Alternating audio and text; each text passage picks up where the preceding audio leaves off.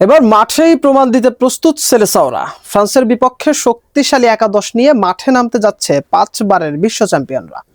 রক্ষণ ভাগে দেখা যেতে পারে ইউরোপের নাম করা সব ডিফেন্ডারদের সমন্বয়, যা ফ্রান্সের দ্রুতগতির আক্রমণ ঠেকাতে হবে সবচেয়ে বড় অস্ত্র।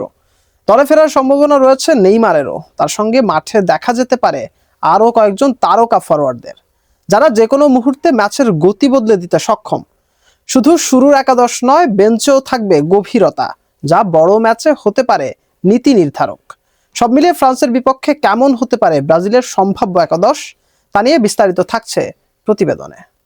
2026 সালের মার্চ ইন্টারন্যাশনাল উইন্ডোতে ফ্রান্সের বিপক্ষে মাঠে নামবে 5 বারের বিশ্ব চ্যাম্পিয়ন ব্রাজিল।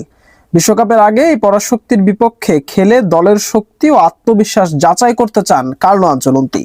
তবে বড় হার হলে আত্মবিশ্বাসে ধাক্কা লাগার ঝুঁকিও রয়েছে।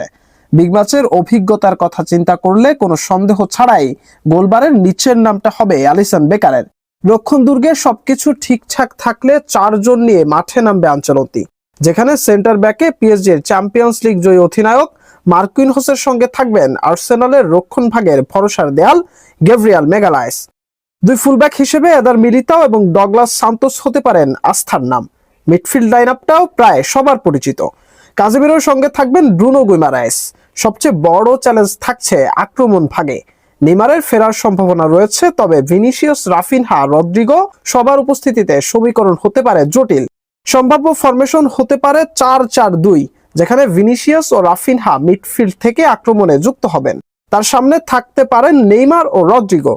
যদি নেইমারকে দলে ডাকা না হয়, তবে নেইমারের জায়গায় থাকতে পারেন ম্যানচেস্টার ইউনাইটেডের ম্যাথিউস কুনহা। এই ভারসাম্যপূর্ণ একাদশ নিয়েই ফ্রান্সের বিপক্ষে নিজেদের শক্তির প্রমাণ দিতে চাইবে সেলেসাওরা।